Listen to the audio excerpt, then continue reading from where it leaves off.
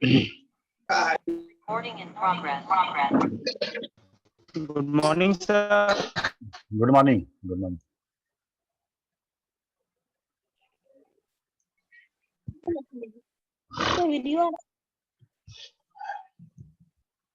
Good morning, sir. Good morning.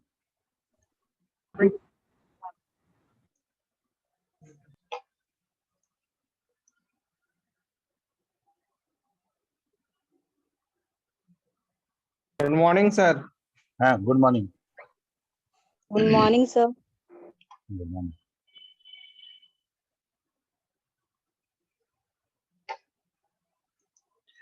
पिछली बार हम लोग कंपोनेंट बोलो या डीबीएमएस आर्किटेक्चर, फिजिकल आर्किटेक्चर, ये हम लोग देख रहे थे और हम लोगों ने डेटाबेस मैनेजर तक देखा था और ये फिर बात किए थे कि डेटाबेस मैनेजर का और क्या क्या कंपोनेंट है, वो कैसे काम करेगा। ये बहुत इंपॉर्टेंट है समझने के लिए कि हमारा पूरा का पूरा कैसे वर्क करता है। ठीक है, तो आज हम उसी चीज को शुरू करेंगे। अगर टाइम बचा तो फिर हम लोग ट्रांजेक्शन के बारे में देखेंगे कि ट्रांजेक्शन क्या होता है, ट्रांजेक्शन की प्रॉपर्टीज क्या क्या है। तो शुरू करते हैं हम लोग।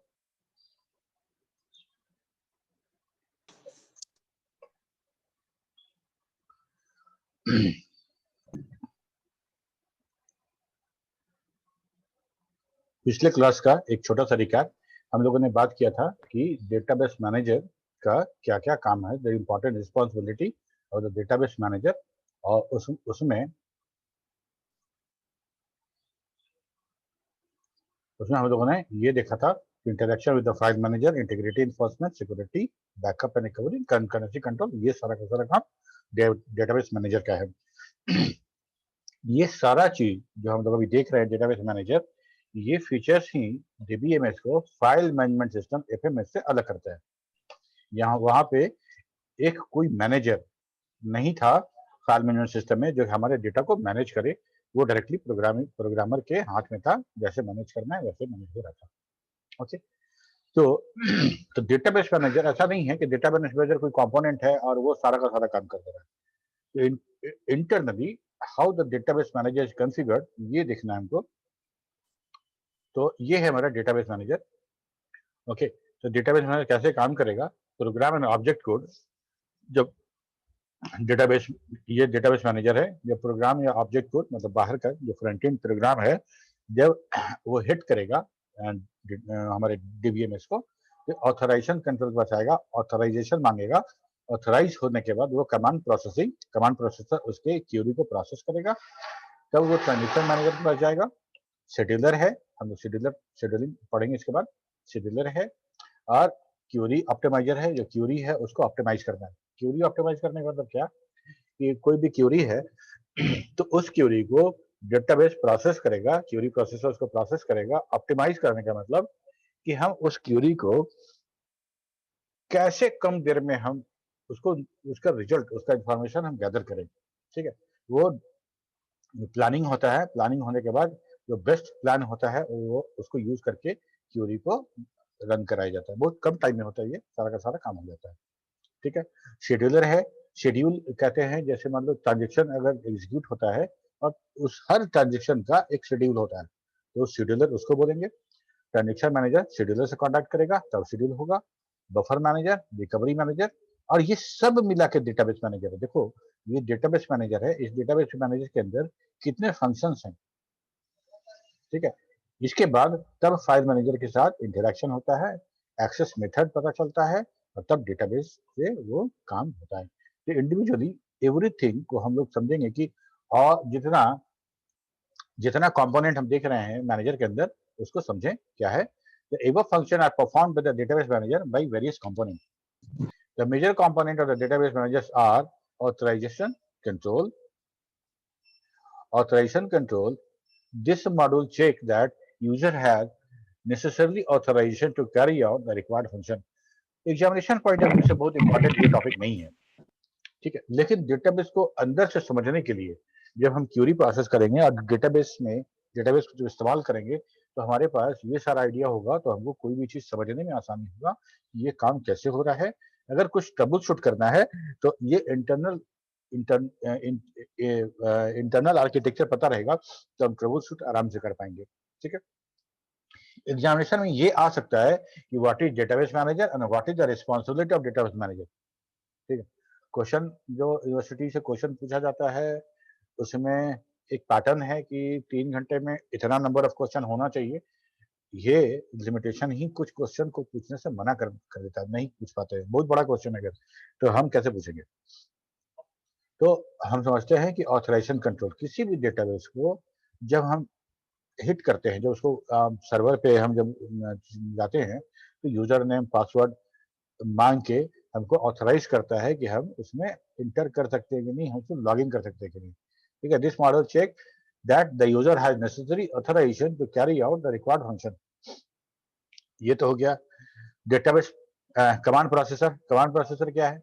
जो भी कमांड लाइन पे हम प्रोग्राम लिखते हैं वो इंटरप्रेट होता है और तब रन होता है। ठीक है, so once the system has checked that the user has authority to carry out the operation, control is passed to the command processor, which convert command to the logical sequence of the state. Program कैसे run करता है? अमन कुमार, कोई भी हम जो programme high level language लिखते हैं वो रन कैसे करता है बताओ, पूरा प्रोसेस।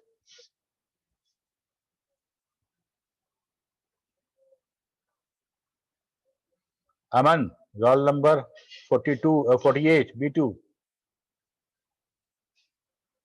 Yes sir. प्रोग्राम हम जब लिखते हैं हाई लेवल लैंग्वेज में, कोई भी प्रोग्राम बनाते हैं तो एग्जीक्यूशन कैसे होता है, क्या क्या प्रोसेस है, क्या क्या स्टेप्स है एग्जीक्यूशन का?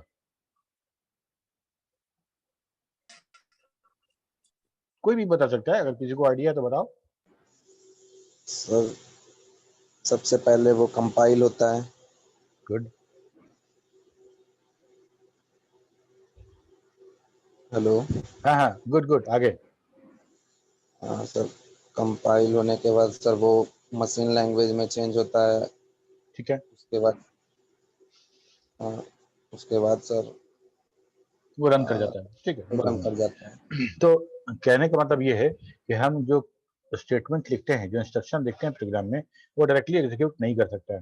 वो डायरेक्टली एग्जीक्यूट नहीं कर सकता है, उसको कंप्यूटर अंडरस्टैंडिंग लैंग्वेज में, दैट इज मशीन लैंग्वेज और ऑब्जेक्ट कोड में हमको बदलना पड़ता है।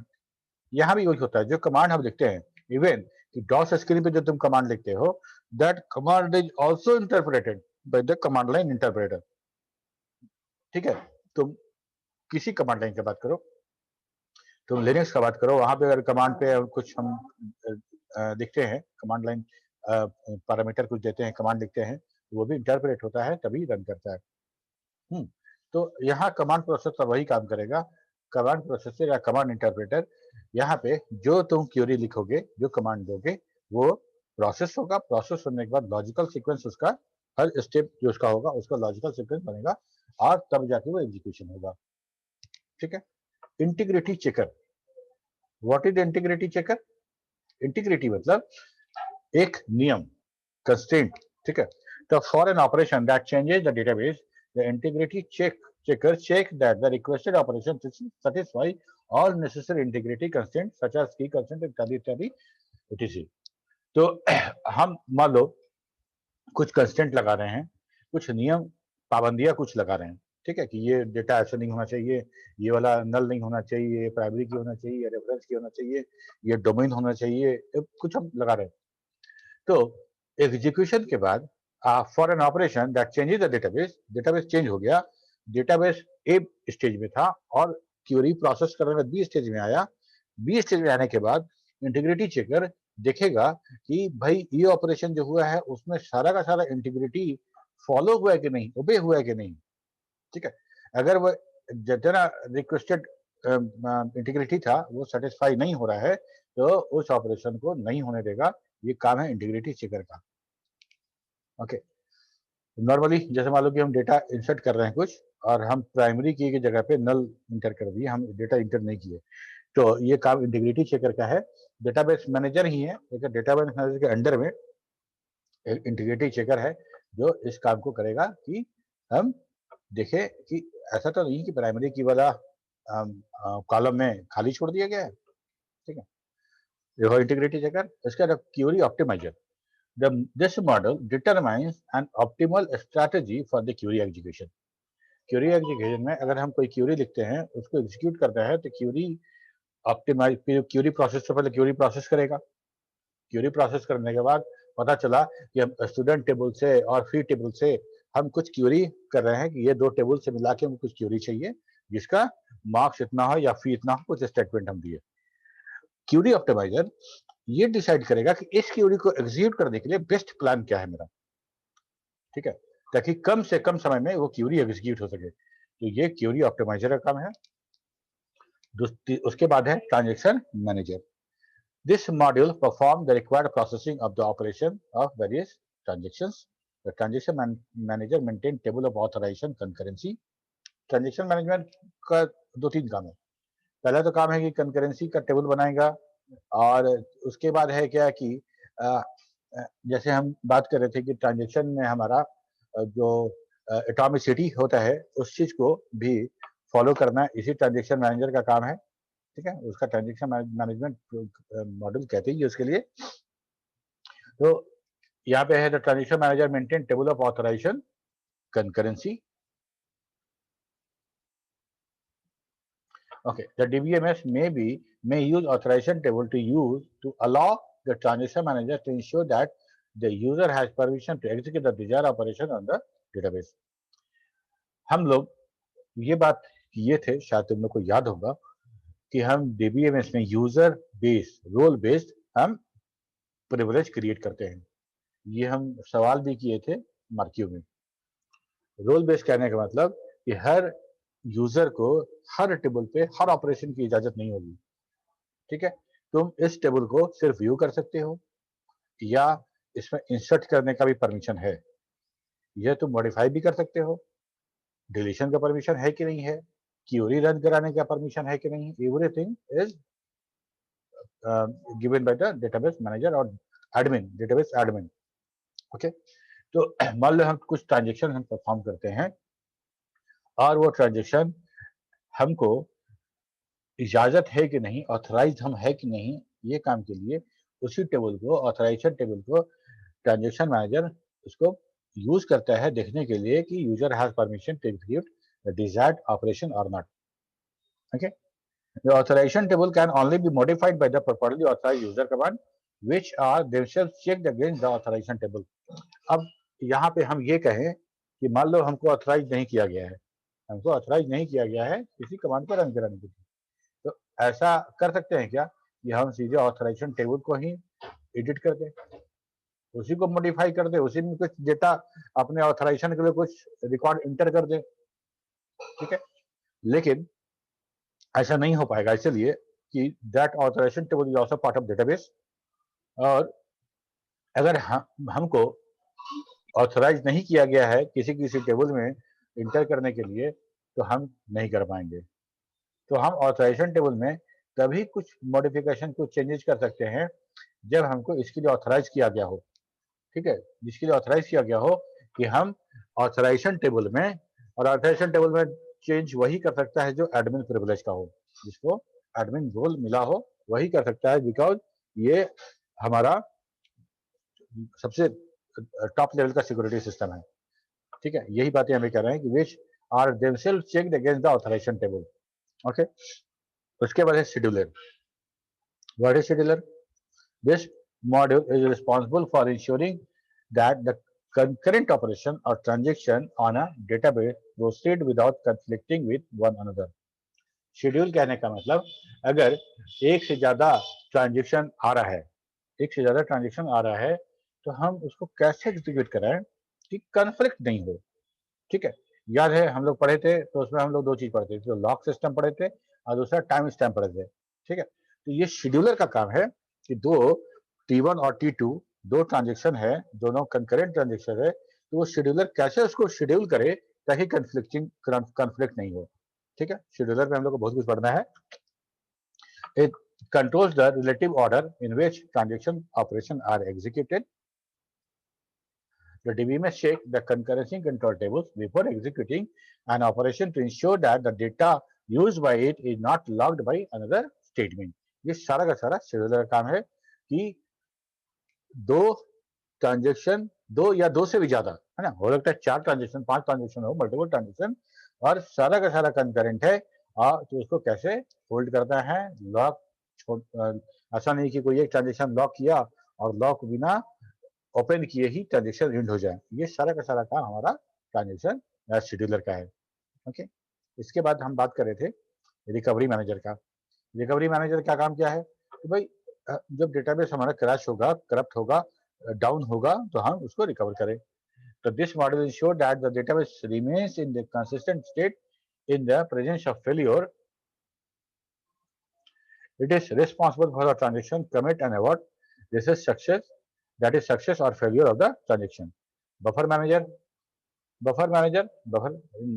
generally buffer is a kind of memory. This module is responsible for the transfer of data between the main memory and the secondary storage, such as disk and tape.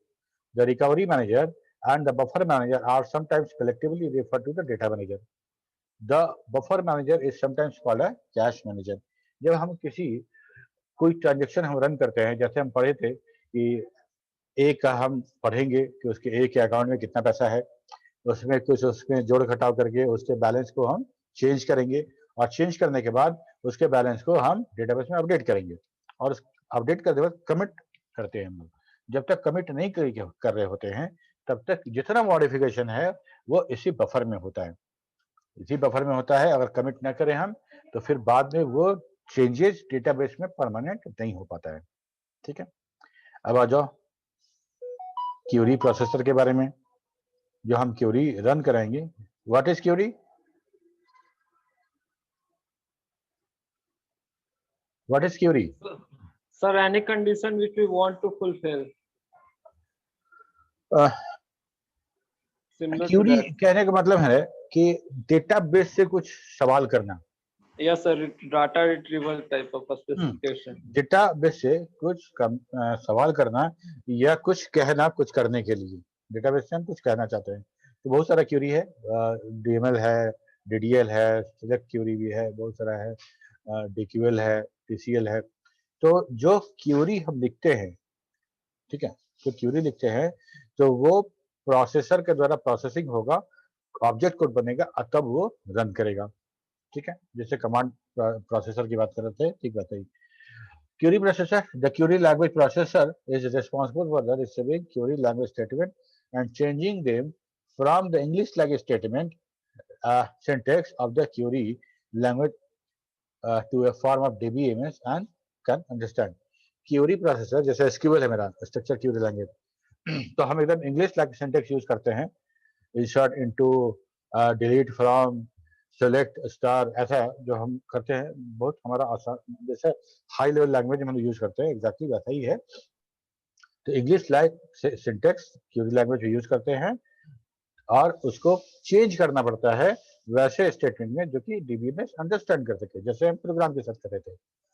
The query language processor usually consist of 2 separate part, the parser and the query optimiser. ये parsing का काम हमारे इसी को मैं DDL programme में भी बोलते होता है। यस राहुल? सर इसी को मैं डीडीएल बोलते हैं, डेटा डेफिनेशन। डीडीएल हमारा, डीडीएल भी है, डीएमएल सब है, सब हमारा क्यूरी ही है। और उस क्यूरी को कैसे रन कराएंगे, मतलब हम कुछ क्यूरी लिखते हैं, टीसीएल, डीक्यूएल, डीडीएल, डीएमएल, कोई भी क्यूरी लिखे, ठीक है, तो क्यूरी हम लिख रहे हैं तो सबसे पहले तो क्यूरी में सिंटैक्स सही होना चाहिए। ठीक है, क्यूरी में सिंटैक्स सही होना चाहिए। क्यूरी में सिंटैक्स अगर सही होगा उसका जो क्यूरी को प्रोसेस किया जाएगा, वो सिंपल कमांड नहीं है, उसके अंदर हम लोगों ने मल्टीपल टेबल, मल्टीपल रिलेशन और वेयर क्लाउज, ग्रुप फंक्शन, बहुत कुछ लिखा होगा। वो उस लिखने को वो इंग्लिश लैंग्वेज स्टेटमेंट को हम प्रोसेस करेंगे, और प्रोसेस करने के बाद ऑब्जेक्ट कोड जैसा बनाएंगे ताकि हम उसको एग्जीक्यूट करा सकें। ठीक है, क्यूरी प्रोसेसर किसी तरह की क्यूरी को रन कराने के लिए यूज करना पड़ेगा। क्या पूछे थे आशीष तुम? Rahul? Sir DDL, data definition language. हाँ, तो डीडीएल डीमन सारा का सारा क्यूरी है, सारे का ये प्रोसेसर ही प्रोसेस करेगा। ठीक, पहला, किसी भी प्रोग्राम को ऑब्जेक्ट कोड बनाते हैं, जो कंपाइल करते हैं, तो वहां पे हमारा पार्सर वहां भी यूज होता है, पार्सर वहां भी होता है। और पार्सर का काम क्या है कि पूरे प्रोग्राम को टोकन टोकन में बांट देना, ठीक है, अलग अलग टोकन में उसको डिस्ट्रीब्यूट कर देना, और बाद में हर टोकन को जो हम सिंबल टेबल बनाएंगे उससे वेरीफाई करना, और तब एक एक ऑब्जेक्ट को क्रिएशन होता है। वही पार्सर यहाँ भी यूज कर रहे हैं हम लोग, वही पार्सर यहाँ भी यूज कर रहे हैं जो किसी प्रोग्राम के कंपाइलेशन के लिए यूज करते हैं। The query language processor usually consists of two separate parts, the parser and the query optimizer. The parser receives query language statement from the application program or the command utility and examines the syntax of the statement to ensure they are correct. To do this, the parser breaks a statement down into the basic unit of syntax and examines them to make sure each statement consists of a proper component. Okay. Parser जैसे हमारा वहां पे कर रहेगा, तो programming में parser पढ़े होंगे, कंपाइलेशन पूरा का पूरा स्टेज 1 स्टेज 2 जो कंपाइल होता है, छोटा छोटा वर्ड जितना भी है सबको हम लोग टोकन कहते हैं, ठीक है। और सब टोकन है, सारा का सारा टोकन है। हम बात करें तो हमारा जो डेटा टाइप है दैट इज आल्सो टोकन, जो हमारा लिटरल्स है दैट इज टोकन, वेरिएबल भी टोकन है, जितना प्रिंटर स्कैनर पिक्चर वो सारा टोकन है। दो टोकन के बीच में स्पेशल सिंबल जो यूज करते हैं हम लोग, उससे या तो स्पेस या तो अदर स्पेशल सिंबल, वहां से वो कट करके अलग अलग हो जाता है, ठीक है। तो क्या करेंगे, हाँ, तो ठीक उसी तरह से ये पार्सर भी क्यूरी का हर छोटा छोटा पार्ट को ब्रेक कर देगा, हर छोटा छोटा पार्ट को ब्रेक करेगा। ब्रेक करने के बाद टेबल में उसको अरेंज करके वो उसके बाद एग्जामिन करेगा कि ये सारा का सारा स्टेटमेंट प्रॉपर कंपोनेंट है कि नहीं, प्रॉपरली लिखा गया कि नहीं, मतलब सिंटैक्स चेक करेगा, सिंटैक्स का सिंटैक्टिकल चेक होगा, और तब जब सब सही रहेगा तब query optimiser, if the statement follow the syntax rule, the tokens are passed to the query optimizer. The query optimizer examines the query language statement and tries to choose the best and the most efficient way to execute the query. Okay. To do this, the query optimizer will generate several query plans in which operations are performed in different orders, and then try to estimate which plan will execute most efficiently.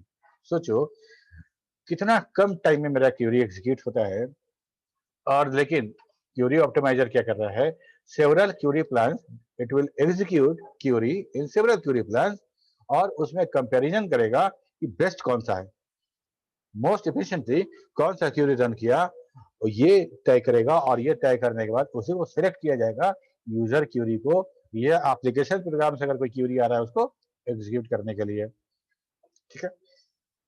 When making this estimate, the query optimizer may examine factors such as CPU time, disk time, network time, sorting method, and scanning method. Everything will be tested, checked, and optimized. Then only our query will execute. ठीक है। Database administrator, database admin किसको बोलते हैं बताओ? ये programme है, इंसान है, सॉफ्टवेयर है, क्या है? DBA sir, database administrator. Program है, हार्डवेयर है, इंसान है, क्या है? सर इंसान है सर डीबीए। एग्जैक्टली। तो अभी तक जो हम लोग पढ़ रहे थे वो कंपोनेंट था, सॉफ्टवेयर का पार्ट था। ये इंसान है, इसके हाथ में सारा का सारा होता है। ये तीसरे लेवल में 3 लेवल ऑफ व्यू जो पढ़े थे हम लोग, उसमें जो इंटरनल लेवल था वहां पे साहब बैठते हैं, इनका बहुत रिस्पॉन्सिबिलिटी होता है किसी ऑर्गेनाइजेशन में। एक ऑर्गेनाइजेशन में एडमिन, डीबीए डेटाबेस एडमिन हो चाहे नेटवर्क एडमिन हो, बहुत ज्यादा नहीं होता। प्रोग्रामर बहुत होंगे, डेटाबेस जो डेवलपर हैं वो बहुत होंगे। डेटाबेस एडमिनिस्ट्रेटर एक या बहुत बड़ा कंपनी है तो 2, और वैसे ही एडमिन होता है। एडमिन का काम सिर्फ लिमिटेड होता है, बहुत ज्यादा नहीं होता, इसलिए बहुत एक्सपीरियंस्ड होते हैं ये लोग, और बहुत हाईली पेड जॉब होता है इनका। Okay, database administrator one of the main, हाँ, ओरेकल का जो सर्टिफिकेशन होता है, जैसे सीसीएनएस जानते हो, सीसीएनए है, एमसीएसी है, वैसे ही ओरेकल सर्टिफाई करती है तुमको डेटाबेस के लिए, ठीक है।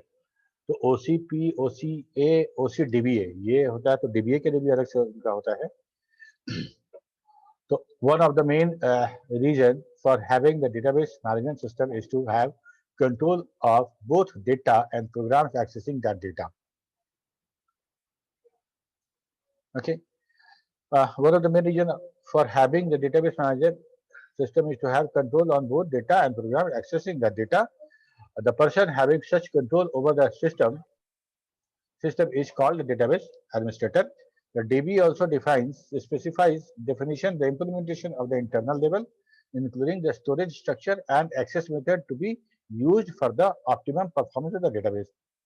Database को हार्डवेयरली मतलब हार्डवेयर कैसा मिले, स्टोरेज कैसा हो, हम उसको कितने जगह डिप्लॉय करें, कितने सिस्टम पे फैब्रिकेट करें या डिस्ट्रीब्यूट करें, ये सारा का सारा डिसीजन जो होता है वो DBA का होता है. The DBA may also define the global view और conceptual view of the database. DBA क्योंकि सबसे ऊपर का है राइट बाई ना, राइट बाई वो सबसे ऊपर का है, तो DBA may also define the global view of the conceptual view of the databases. The DBA is responsible for granting permission to the users of the database and store the profile of each user in the database. This profile describes the permissible activity of a user on that portion of the database accessible to the user via one or more users view.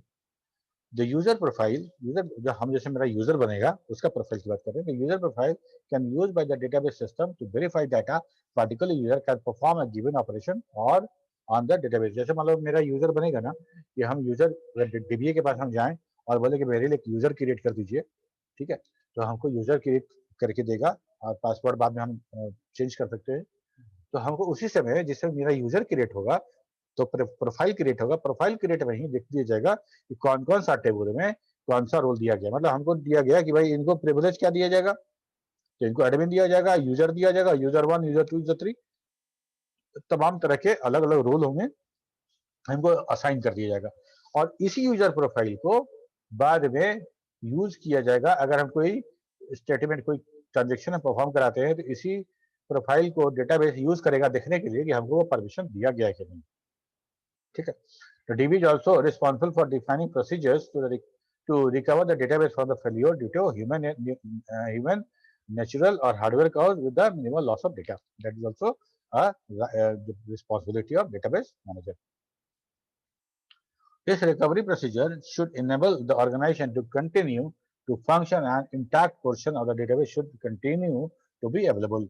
ये recovery procedure होने के कारण अगर किसी तरह कोई down होता है, मेरा कुछ खराबी होता है डेटाबेस में या सर्वर में, तब भी हम इसको पहले की तरह इस्तेमाल कर सकते हैं बगैर कुछ लूज किए हुए. तो ये हमारा एक मोटा मोटी था.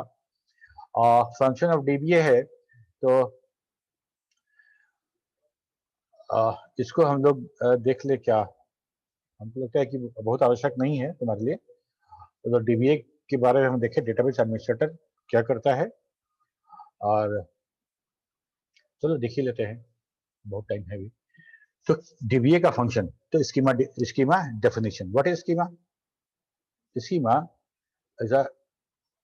जब हम कोई टेबल क्रिएट करते हैं तो जो हम उसको बोलते हैं कि डेटा डिक्शनरी या स्कीमा. ठीक है, डेटा अबाउट द डेटा.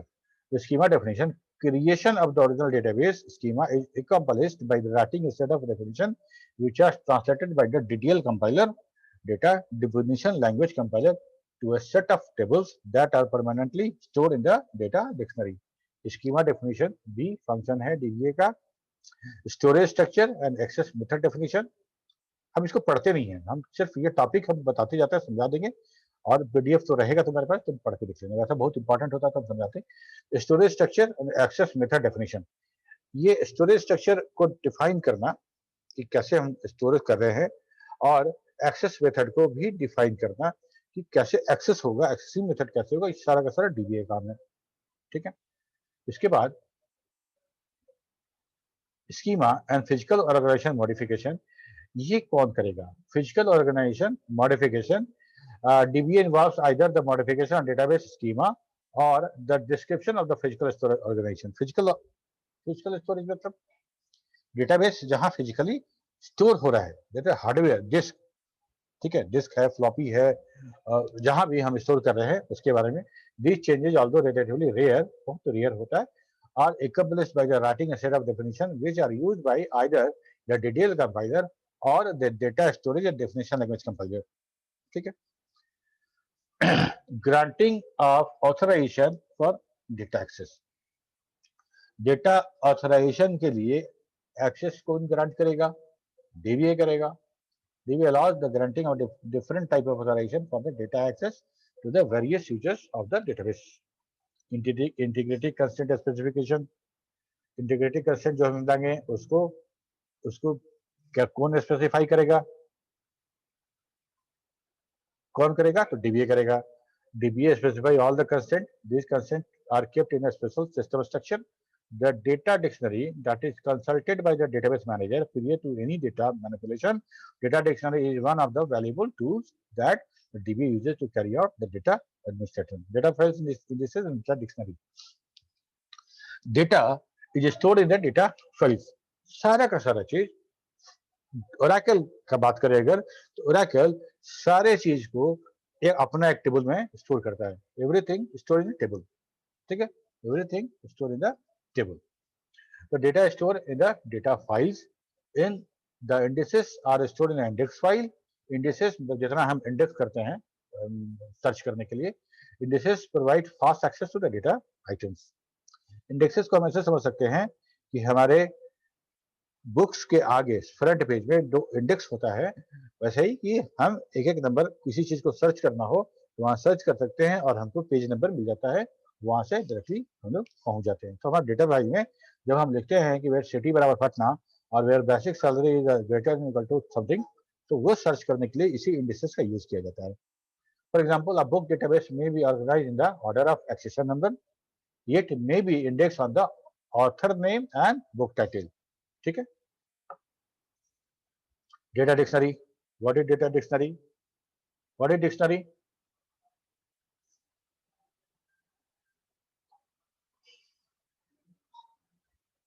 जहाँ पे सर सारा इंफॉर्मेशन का मतलब स्टोर हो सकता है, मतलब डेटा से रिलेटेड सर जो भी डेटा है। Yes,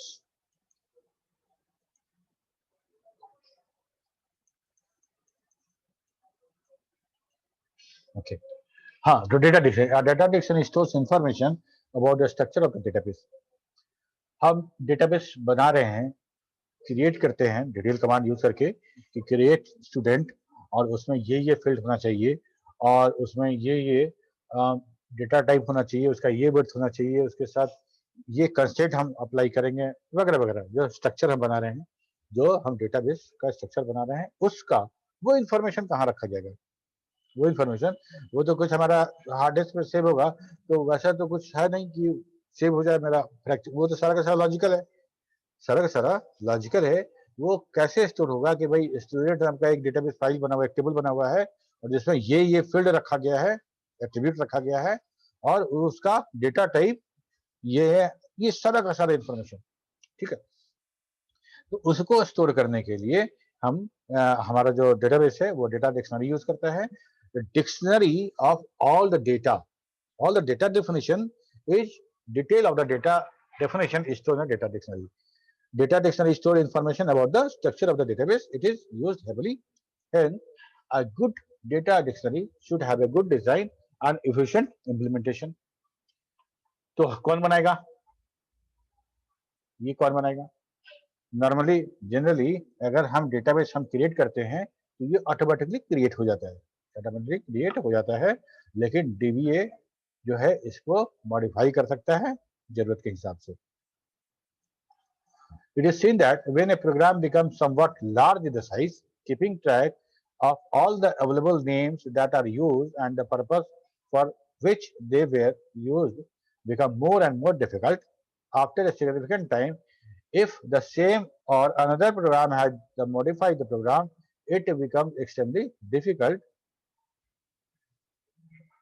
So, a comprehensive data dictionary would provide the definition of data items, how they fit into the data structure and how they relate to the other entity in the database. In DBMS, the data dictionary stores the information concerning the external, conceptual, internal, all things of the database. It would combine the source of the each data field value, that is from where the authenticate value is obtained, the frequency of its users, and audit trail regarding the updates, including the user identification, with the time of each updates are also recorded in database dictionary. कहने का मतलब कि मान लो data dictionary आज कुछ है और उसमें कुछ मॉडिफिकेशन किया जाता है, कुछ एक कंप्लीट हम कॉलम ही डिलीट कर देते हैं या कॉलम ऐड कर रहे हैं, कुछ इंफॉर्मेशन वहां से हम कर रहे हैं, तो बाद में अगर देखना हो कि ये काम कौन किया, कैसे किया, और हम कर रहे हैं, मेरे जैसा बहुत सारे यूजर है, कोई खराब इंटेंशन से ऐसा कुछ काम कर दिया, तो बाद में कैसे पकड़ा जाएगा कि ये काम कौन किया है? ठीक है, तो ऑडिट ट्रेल के लिए ये सारा का सारा जो मॉडिफिकेशन हो रहा है ये भी अपडेट होता है कि फलाने डेट को फलाना यूजर ने ये अपडेशन किया। लॉग फाइल जैसे बनता है वैसा ही ये सारा का सारा लॉग हम डेटा डिक्शनरी में इसको क्रिएट किया जाता है। An ideal data dictionary should include everything a DB wants to know about the database: external, conceptual, internal database, description of the entities, record type है, attribute है, as well as cross reference है, original origin and meaning, ये सारा का सारा, synonyms, authorization, security codes, which external schemes are used by the which program, who is the user, and what their authorization are, ये सारा का सारा data dictionary में इंफॉर्मेशन सीख रहता है। Statistics about the database and its uses, including number of record, etc. A data dictionary is implemented as a database so that users can query its content. A data dictionary can be great asset not only to the DBA for the database design, implementation, and the maintenance, but also to the manager or end user in their project planning. Database या data dictionary बहुत important है short answer type में, right note और what is data dictionary, ये किसी question के साथ attachment में रह सकता है, इंपॉर्टेंट टॉपिक है। ठीक है, यहीं तक है, और यहाँ तक अगर किसी को कुछ समझ में नहीं आया है तो पूछ सकते हो।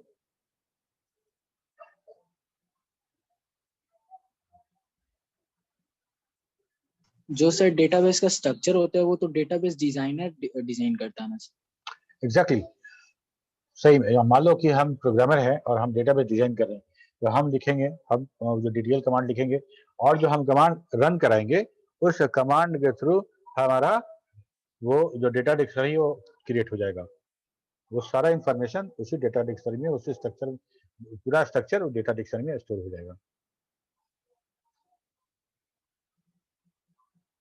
ठीक है, डीबीए डेटाबेस का हम होल एंड सोल है, वो कुछ भी कर सकता है। वो डेटा डिक्शनरी को अगर मॉडिफाई करना, डेटा डिक्शनरी मतलब क्या, एक तो डेटा डिक्शनरी हो गया जो यूजर डेटा डिक्शनरी है जो हम हर टेबल के लिए बना रहे हैं।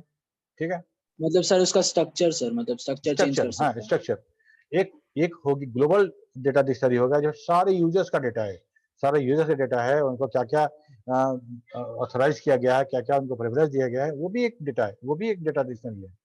ठीक है, data dictionary for the users, और हम जो डेटा, हम as a user, as a programmer, हम जो डेटा डिक्शनरी बना रहे हैं वो भी एक डेटा डिक्शनरी है। ठीक है, तो एक ऐसा नहीं है कि अगर हम किसी डेटाबेस, ओरेकल की बात करें तो ओरेकल मेरा जो टेबल बना रहा है, तुम्हारा जो बना रहा है वो टेबल बना रहा है, और अपना जो चीज है वो किसी टेक्स्ट फाइल में रख रहा है या कोई दूसरे तरह के फाइल में रख रहा है। ओरेकल को भी जो स्टोर करना है वो भी टेबल में ही स्टोर करेगा।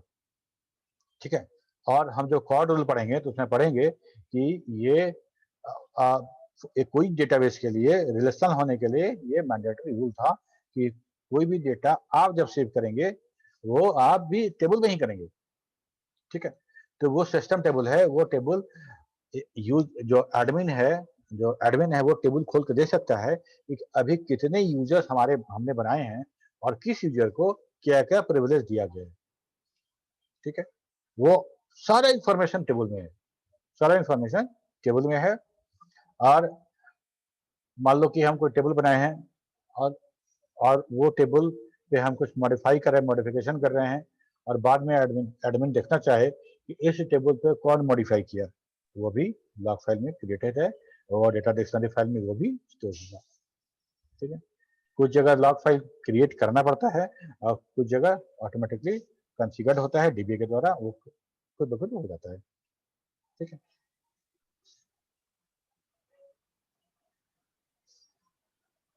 Any question?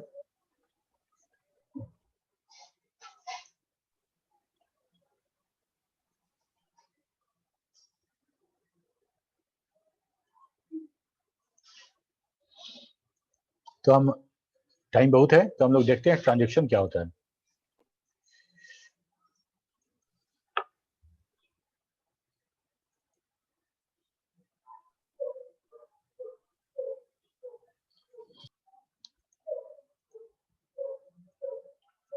अच्छा, किसी प्रोग्राम को कैसे डिफाइन करोगे शुभम? Set of instruction. हाँ, सेट ऑफ इंस्ट्रक्शन, बहुत बढ़िया। तो हम लोग बात करेंगे ट्रांजेक्शन का। ट्रांजेक्शन भी जो है हमारा सेट ऑफ इंस्ट्रक्शन ही है, ये हमारा सेट ऑफ इंस्ट्रक्शन ही है। एक प्रोसेस और एक ट्रांजेक्शन में बेसिक डिफरेंस है, तो उसके बारे में हम लोग डिस्कस करेंगे। और जब एक डीबीएमएस हमारे सिस्टम में जब किसी ट्रांजेक्शन को एग्जीक्यूट कराता है, और हमको पता है कि एग्जीक्यूशन तो हमारा ऑपरेटिंग सिस्टम करेगा, एग्जीक्यूशन तो डीबीए कर नहीं सकता है। हार्ड डिस्क से कुछ पढ़ना या नेटवर्क से डेटाबेस सर्वर से कुछ पढ़ के लाना और उसको जोड़ घटाव गुना भाग करना, ठीक है, जोड़ घटाव गुना भाग हार्ड डिस्क से पढ़ना, ये सब सारा का सारा काम हमारा ऑपरेटिंग सिस्टम के डोमेन में आता है, ऑपरेटिंग सिस्टम ही करेगा। हमारा डीबीएमएस प्रोसेसर को हैंडल नहीं कर सकता है, हाँ, नेटवर्क को हैंडल नहीं कर सकता है। ठीक, तो हम लोग अभी समझते हैं इसको कि क्या होता है, इसके बाद आगे ये हम लोग सोचने के लिए हम लोग को मिलेगा पॉइंट्स। तो transaction, what is transaction? The transaction refer to a collection of operation that perform a single logical unit of work. एक काम, एक प्रोग्राम रन कराने के लिए हमको कितना लाइन लिखना पड़ता है? मल्टीपल लाइन लिखना पड़ता है। अगर उस मल्टीपल लाइन को, सेट ऑफ इंस्ट्रक्शन को, अगर हम बोले कि सेट ऑफ इंस्ट्रक्शन मिल के क्या किया भाई, तो एक प्रोग्राम रन किया, या बोलेंगे सिंगल यूनिट ऑफ वर्क मेरा किया। वही हम यहाँ कह रहे हैं कि transaction refers to a collection of operation या instruction that perform a single logical unit of work. For example, transfer of money from one account to another consisting of checking both account balance and to update one to each account is one transaction. क्या कर रहे हैं कि हम transfer कर रहे हैं money को एक अकाउंट से दूसरे अकाउंट में, एक अकाउंट से दूसरे अकाउंट में हम मनी को ट्रांसफर कर रहे हैं। तो ये है हमारा ट्रांजेक्शन। 1 2 3 4 5 6 7, टोटल 7 इंस्ट्रक्शन लिखा गया है, या बोलो 7 ऑपरेशन लिखा गया है। 7, all the 7 operation together form a one transaction. Exactly, in the program all the 7 instruction would be performed for the one program. ठीक है, तो आज ट्रांजेक्शन T1, ये T1 ट्रांजेक्शन है। इसमें इतना स्टेटमेंट है, क्या क्या हो रहा है। अकाउंट ए को रीड कर रहे हैं, उसमें से 1000 रुपये माइनस कर रहे हैं और वापस उसको नया वाला जो 1000 माइनस करने के बाद जो बैलेंस बचा उसको हम राइट कर दे रहे हैं। उसके बाद बी अकाउंट पढ़ रहे हैं, उसमें ये 1000 जो यहाँ से निकाले थे वो इसमें जोड़ दे रहे हैं और उसको भी राइट कर दे रहे हैं। ठीक है, और तब हम कमिट कर रहे हैं। इतना काम होना का मतलब है कि एक काम मेरा हुआ, एक लॉजिकल काम हुआ, क्या कि मेरा ए अकाउंट से 1000 बी अकाउंट में चला गया। ये बात समझ में आ रही है? Yes sir. ठीक है, सर ये हमारा पहले भी ट्रांजेक्शन है। बताए थे सर, हाँ? क्लास में भी बताए थे, जब ऑफलाइन क्लास में भी बताए थे सर। हाँ, उस समय उस समय इतना हम लोग detail- जो फाइल मैनेजमेंट सिस्टम पढ़े थे उसमें ऑटोमेसिटी का डिस्कशन हुआ था, उस समय इस बात की चर्चा हुई थी। ठीक है, हम लोग अभी ट्रांजेक्शन पढ़ेंगे। वहां पे जो डिमेरिट था वो मेरिट है हमारा, यहाँ डिविएंस में वो सब मेरिट है। तो डिविएंस पढ़ेंगे तो हम लोग वो चीज पढ़ेंगे, बिकॉज वो सब चीज बहुत इंपॉर्टेंट है एग्जामिनेशन पॉइंट के व्यू से भी और हमारे सिलेबस के हिसाब से भी। सर कुछ समझ में नहीं आया, हमको पूछे। हाँ यस, सर ए नहीं में से पूछोगे तो फिर 1000, पढ़ाई अधूरा रह जाएगा। सर ए में से आप 1000 माइनस किए हैं और बी में 1000 प्लस किए हैं, तो ये कैसे पता चलेगा कि ए का ट्रांजैक्शन बी से हुआ? मतलब ए से 1000 कम होके बी से ये नहीं गया। ट्रांजेक्शन एक्चुअली हो क्या रहा है, हम ट्रांसफर कर रहे हैं, ठीक है, हम इनिशिएट कर रहे हैं, हम बैंक में गए और हम अपने वीम एप्लीकेशन से या इंटरनेट बैंकिंग से किसी से हम बता रहे हैं कि भाई आईएफएससी कोड ये वाला है, अकाउंट नंबर ये है और होल्डर नाम ये है, इसमें मेरे अकाउंट से 1000 रुपये ट्रांसफर कर दीजिए, ठीक है। जब हम ट्रांसफर हम जनरेट कर रहे हैं कि भाई हम ये ट्रांसफर करना चाहते हैं, इसके एवज में एक ट्रांजेक्शन जनरेट होता है कि रीड अकाउंट ए मतलब मेरा, रीड अकाउंट ऑफ पुष्कर राज। क्यों? क्योंकि हम वहां अमाउंट क्या है पता तो चले। हम 1000 ट्रांसफर करना चाहते हैं, मान लो 500 तो कैसे 1000 ट्रांसफर होगा, ठीक। और जो वहां पे अकाउंट होगा, जितना बैलेंस होगा उसमें से हमको घटाना भी है अगर हमको ट्रांसफर करना है तो रीड अकाउंट ऑफ पुष्कर राज, और तब हमको वहां से वैल्यू मिलेगा। वो वैल्यू एक वेरिएबल में स्टोर करेंगे हम अपने लोकल सिस्टम पे, क्योंकि ट्रांजेक्शन हम यहाँ पे कर रहे हैं और डेटा कहीं दूर कोई रिमोट लोकेशन पे है। तो मेरा सिस्टम, मेरा डेटाबेस, यहाँ का क्लाइंट डेटाबेस दौड़ के गया और वहां से ए का बैलेंस पकड़ के लाया यहाँ पे, ठीक है। हम ए के बैलेंस में इस लोकल सिस्टम में हम उसको घटा दिए 1000 रुपया। इन इस ड्यूरेशन में मान लो 5000 रुपया था मेरे अकाउंट में, अकाउंट ए में, और हम जब ये प्रोसेस हो रहा है उस समय अगर मेरे अकाउंट में जाके सर्वर पे देखोगे तो 5000 मिलेगा, क्योंकि ये ट्रांजेक्शन अभी कमिट नहीं हुआ है। तो 1000 हम अपने अकाउंट से निकाल लिए, हो गया 4000। तो राइट अकाउंट ए मतलब हम अपने मेमोरी में ए का वैल्यू हम राइट करके 1000 कर दिए। हम पढ़ के आए थे ए में 5000, अब हम 4000 हो गया। अब ठीक तुम्हारे अकाउंट में पढ़ा जाएगा, बी का वैल्यू पढ़ा जाएगा, ठीक। और ये ट्रांजेक्शन जब सब हो जाएगा तो हम कमिट करेंगे। कमिट करने का मतलब कि ए का वैल्यू, अब करंट ए का वैल्यू और करंट बी का वैल्यू, ये दोनों अब रिफ्लेक्ट होना चाहिए डेटाबेस में, ठीक है। After committing that new value will updated the database. अब तुम जाओगे अपने अकाउंट देखोगे तो मेरे अकाउंट में 4000 और तुम्हारे अकाउंट में 6000 होगा। अगर 5-5 दोनों में था तो अब मेरे अकाउंट में 4000 और तुम्हारे अकाउंट में 6000 रुपया मिलेगा, ठीक है। समझ में आया साहब? ठीक है सर, ये तो ठीक है। हाँ। लेकिन ऐसा भी तो हो सकता है कि अकाउंट ए है और अकाउंट बी है, ठीक है, तो उसमें हम ये क्या कर रहा है, 1000 रुपया विथड्रॉ कर ले रहा है और बी डिपॉजिट कर रहा है 1000 रुपया। तो इसमें पता कैसे चलेगा कि ए का ट्रांजैक्शन बी से हुआ? हम ये मतलब ये पूछना चाह रहे थे कि ए का ट्रांजैक्शन बी के साथ रिलेशन में कैसे हुआ, ये हम कैसे पता करेंगे?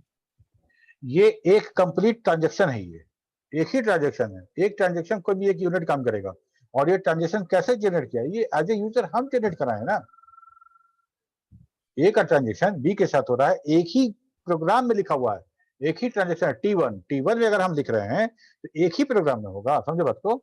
अगर हम अब एक प्रोग्राम लिखते हैं और INT ए और कमा बी कर रहे हैं तो वो दोनों वेरिएबल उसी प्रोग्राम का है, तो जो भी डेटा एक्सचेंज होगा उसी दोनों वेरिएबल के बीच में होगा। या तो तुम मेरी बात नहीं समझ पा रहे हो, या तो हम तुम्हारी बात नहीं समझ पा रहे हैं।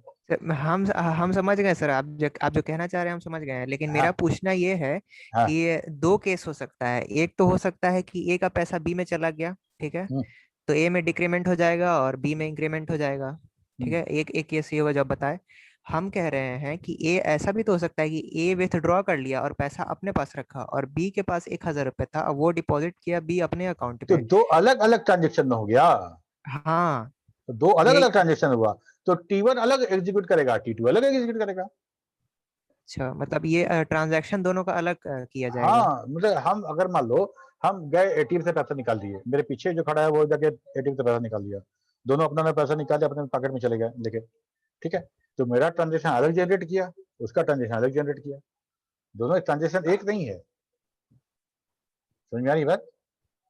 तो उसका कोडिंग अलग अलग होगा, कोडिंग थोड़ी ही करना है हमको, तुम नहीं समझ रहे। मतलब ट्रांजैक्शन अलग अलग ट्रांजेक्शन, हाँ ट्रांजेक्शन जो ट्रांजेक्शन हो रहा है ये इंटरनल प्रोसेस है डेटाबेस का ये इंटरनल प्रोसेस है। हम समझना चाह रहे हैं कि अगर हम अकाउंट ट्रांसफर करेंगे तो उसके लिए कैसा लिखा गया होगा, एग्जैक्टली ऐसा लिखा गया तो जरूरी नहीं है। वो सी लैंग्वेज यूज करके लिखा गया होगा, VC++ करके लिखा होगा, कुछ भी लिखा गया होगा, लेकिन ये लॉजिकली ये काम कैसे परफॉर्म होगा वो समझ रहे हैं, वो हम लोग समझ रहे हैं। मान लो कि हम गए फ्लिपकार्ट में और वहां से हम कुछ परचेज किए, पेमेंट पे आए, पेमेंट में हमको या तो UPI या तो इंटरनेट बैंकिंग या कहीं भेज दिया हमको, वहां पे हमसे सब कार्ड का डिटेल वगैरह सारा का ओके किए। ओके करने के बाद अब वो DBA का काम है कि जैसा इंस्ट्रक्शन दिया गया उसके आधार पर वो ट्रांजेक्शन जनरेट करेगा। हमसे पूछा गया था 500 रुपया था कि 500 रुपया will be debited from your account, ठीक है। तो हम सब करने के बाद उस 500 रुपए के लिए DBMS हमारा क्यूरी जनरेट करेगा और उस क्यूरी में वो सारा इंस्ट्रक्शन लिखा जाएगा, जिससे हम वो पूरा का पूरा एक लॉजिकल काम कर पाए। Yes sir.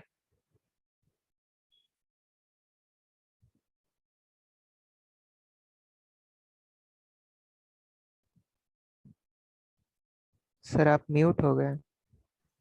हाँ ठीक है, तो ये अलग ट्रांजेक्शन हुआ, वो अलग ट्रांजेक्शन हुआ। मान लो कि एक ट्रांजेक्शन ऐसा भी हो सकता है कि एक एम्प्लॉयर अपने सारे स्टाफ को ट्रांसफर कर रही है सैलरी, ठीक है। तो अपने अकाउंट से हम 5 लाख रुपया निकाल रहे हैं और अकाउंट A में, अकाउंट B में, अकाउंट C में, अकाउंट D में सब काम कर रहे हैं, ठीक है। तो ये 2 तरीके से हो सकता है, या तो पूरा T1 हो सकता है, पूरा T1 जिसमें एक बार पैसा निकलेगा, क्रेडिट होगा और डेबिट होगा और सारे अकाउंट में क्रेडिट होता चला जाएगा, ट्रांजेक्शन T1। एक हो सकता है कि अलग अलग ट्रांजेक्शन फॉर्म करें, A को पेमेंट किया गया, transaction T1, transaction T2, transaction 3, हर अलग अलग ट्रांजेक्शन में पेमेंट हो रहा है, ठीक है। तो इस तरह का ये ट्रांजेक्शन अब समझ में आया? Yes sir. ठीक है, तो एक ये ट्रांजेक्शन मतलब एक काम किया गया है, अब A और B रिलेटेड है, A से निकला B में गया। अगर अच्छा हाँ बात करेंगे इसके बारे में। A successful transaction changes the database from one consistent state to another. A transaction has only 2 operations, read and write. अगर मान लो डेटाबेस किसी ट्रांजेक्शन T1 के एग्जीक्यूशन के पहले देखो ये डेटाबेस था, कंसिस्टेंट स्टेट में था और T1 मेरा एग्जीक्यूट हुआ और ये दूसरा स्टेट हो गया, डेटाबेस में कुछ चेंज हुआ, तो हम दोनों को अलग अलग स्टेट में आ रहे हैं। अगर पहले कंसिस्टेंट था तो T1 के एग्जीक्यूशन के बाद भी ये कंसिस्टेंट होना चाहिए, ये हमारा शर्त है, ठीक है। तो यही बात यहाँ पे बोला जा रहा है कि successful transaction changes the database from one consistent state to another. A transaction has only 2 operations, read and write. पढ़ना है और लिख देना है, बाकी जो जोड़ घटा गुना भाग जो करना है वो काम हमारा लोकल मशीन पे CPU के द्वारा होगा, ओके।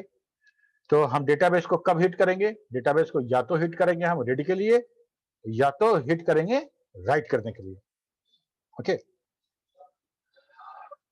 अब ट्रांजेक्शन क्या क्या स्टेट है हमको देखो, एक चीज थोड़ा ध्यान में रखना, हम जिस ट्रांजेक्शन की बात कर रहे हैं वो हमारा ऑपरेटिंग सिस्टम का प्रोसेस जैसा है, ऑपरेटिंग सिस्टम का प्रोसेस जैसा है, तो काफी कुछ समानता है, सिर्फ एक बात को छोड़ के, सिर्फ एक कंडीशन को छोड़ के सब कुछ ऑलमोस्ट सेम है। तो वहां भी स्टेट था, न्यू था, रेडी था, वेटिंग था, एग्जीक्यूशन था, सस्पेंड था, टर्मिनेट था, ये सब जो था वहां पे वैसे ही स्टेट यहाँ भी समझना है हमको। वैसे ही ट्रांजेक्शन का स्टेट भी है। There are 6 state in any transaction. Active when operation of a transaction is an active state, partially commit मतलब आधा अधूरा committed, when all the read and write operation done in a local machine, यहाँ पे local machine पे हुआ है तो partially committed, failed अगर due to some hardware and software failed, system crashed in halfway। 10 line का था, 10 स्टेटमेंट था और 10 में से 8 हुआ और 8 होने के बाद किसी तरह से वो सॉफ्टवेयर बड़ा क्रैश कर गया, बंद हो गया, सिस्टम शट डाउन हो गया, कुछ भी नेटवर्क मेरा डिस्कनेक्ट हो गया, वैसा कोई भी काम हुआ तो हम बोलेंगे ट्रांजेक्शन फेल्ड हो गया। अबॉर्ट करने का मतलब a roll back take place and all the value stored in the local memory is flushed. about terminated, finally transaction is terminated after commit or rollback. सारा का सारा प्रोसेस, सारा एग्जीक्यूशन के बाद वो प्रोसेस टर्मिनेट होता था। वैसे ही every after successful completion of the transaction it will be terminated. Committed मतलब all the modified value of the transaction is stored in the permanent storage. Now no rollback is possible. ये हमारा 6 state है। 6 state में क्या क्या बात सामने आया? पहला तो आया कमिटेड, टर्मिनेटेड समझ रहे हो, rollback, failed, partially committed. Partially committed मतलब जैसे x बराबर 1000, a बराबर 1, a माइनस 1000, b बराबर b प्लस 1000। ये इस तरह का स्टेटमेंट जो है, जो मेमोरी में, मेरे लोकल मेमोरी में जो डेटा है उसको जो मॉडिफाई कर रहे हैं, दैट इज पार्शियली कमिटेड। हम पार्शियली डेटाबेस को मॉडिफाई कर चुके हैं, अब हमको इसको डेटाबेस, मेन डेटाबेस सर्वर में इसको रिफ्लेक्ट कराना था। अगर वहां रिफ्लेक्ट करा दिए तो बोलेंगे कमिट हो गया डेटाबेस। अब कोई सर्च करेगा, अब कोई मेरा अकाउंट सर्च करेगा तो उसमें 1000 रुपये कम मिलेगा और तुम्हारे अकाउंट में 1000 रुपये ज्यादा मिलेगा। फेल्ड मतलब in between, the half way failed. अब यही अंतर है जो हमारे प्रोसेस को और ट्रांजेक्शन को अलग करती है।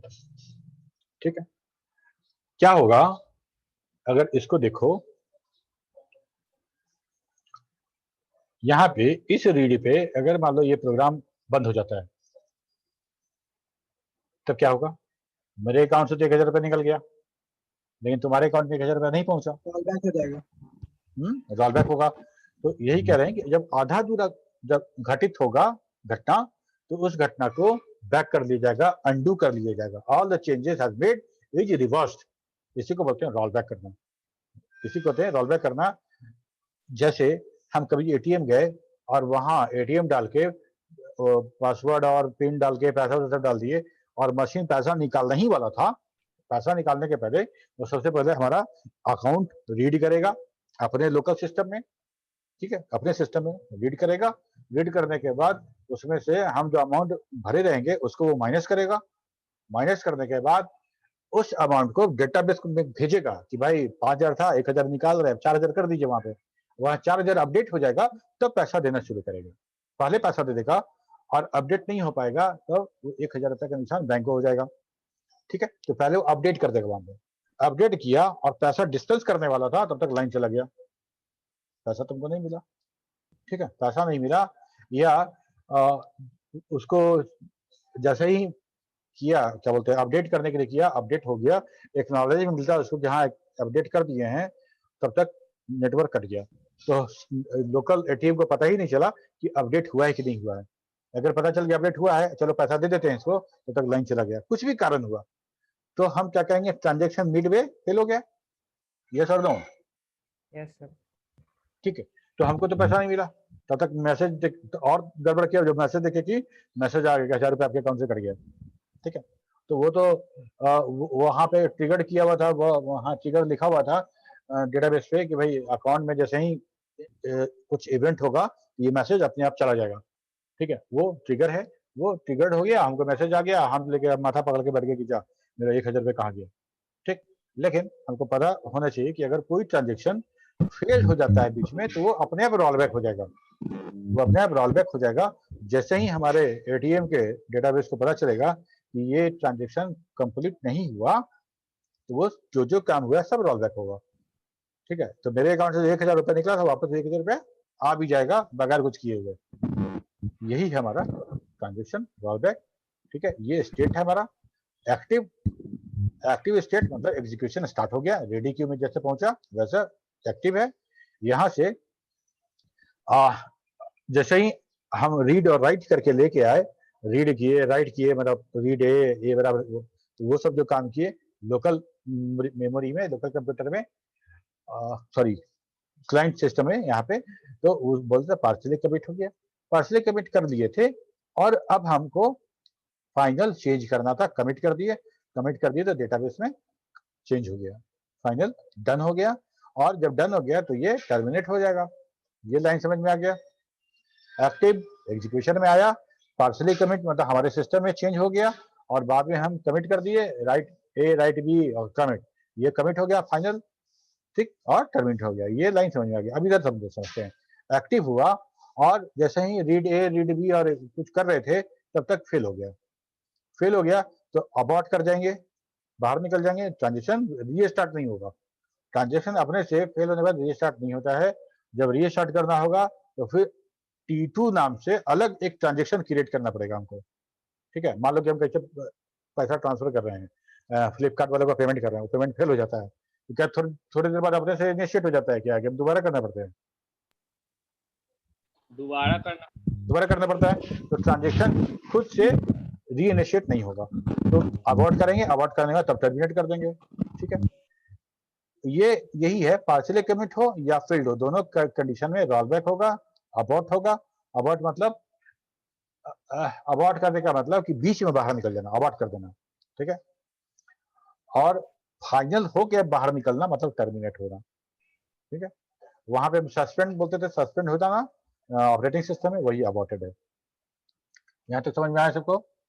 Yes sir. ठीक है। इसके आगे इसी टॉपिक पे इसके आगे हम लोग बात करेंगे अगले क्लास में, ठीक। Thank you sir. सोचना है तुम लोग, विचार इस बात पे करना कि ट्रांजेक्शन ऑपरेटिंग सिस्टम ही रन कराता है। ट्रांजेक्शन T1 T2 कुछ भी बनाएंगे हम, और T2 में 10 स्टेटमेंट है और वो बार बार जाएगा प्रोसेसर के पास और बार बार रेडी क्यू में आएगा, और ऐसे करके वो 3 राउंड 4 राउंड में एग्जीक्यूट होगा। बाकी P0 P1 P2 की तरह वो भी एक P4 होगा ऑपरेटिंग सिस्टम की नजर में, दैट इज आल्सो प्रोसेस।